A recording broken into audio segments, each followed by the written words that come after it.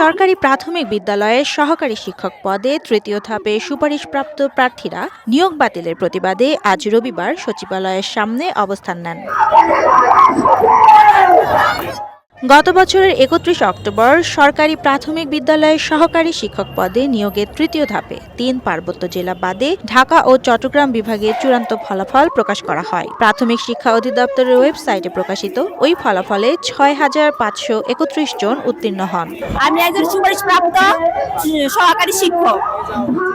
৩১/১০/২০২৪ সালে আমাদের সহকারী শিক্ষক নিয়োগের সর্বশেষ রেজাল্ট দেওয়া হয় ঢাকা এবং চট্টগ্রাম বিভাগে।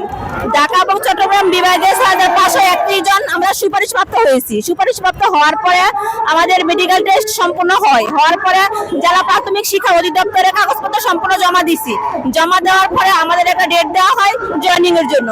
আমাদের নিয়োগ কার্যক্রম স্থগিত করে দেয়। স্থগিত করে দেওয়ার পরে ৫ থেকে ৬টা শুনানি হচ্ছে। শুনানি হওয়ার পর গত বৃহস্পতিবার আমাদের সম্পূর্ণ নিয়োগ কার্যক্রম বাতিল করে দেয় সরকার।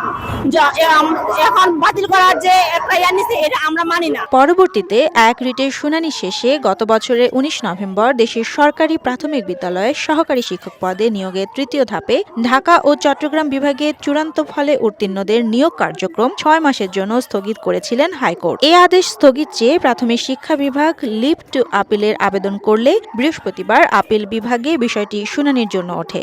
সারা বাংলাদেশে একই সার্কুলারে অলরেডি 2 ধাপ চাকরি করতেছে, তাহলে আপনি কিভাবে বলবেন যে একটা নিয়োগে 2 রকম নীতি কখনো? এটা কি বাংলাদেশের ইতিহাসে এমন হয়েছে যে একই নিয়োগে 2 রকম নিয়ম বাস্তবায়ন করা হয়েছে? এটা কিন্তু হয়নি। আর আমি অন্য যে কথাটা বলতে যাচ্ছি যে আমরা নারী জাতি, আমরা সমাজের কাছে এখন চরমভাবে অবহেলিত। আমাদেরকে এই সরকারের একটা সিদ্ধান্ত রাস্তায় এনে দাঁড় করিয়েছে। আমরা সমাজে মুখ দেখাতে পাই না, কারণ সবাই জানে আমরা এখানে চাকরি পেয়েছি।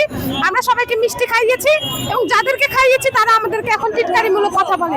গত বৃহস্পতিবার ৬ ফেব্রুয়ারি রায়ের পর দুপুরের দিকেও নিয়োগ পাওয়া শিক্ষকেরা সচিবালয়ের সামনে অবস্থান নেন। এই সময় নিরাপত্তা জোরদারের পাশাপাশি সচিবালয়ের সব গেট বন্ধ করে দেওয়া হয়।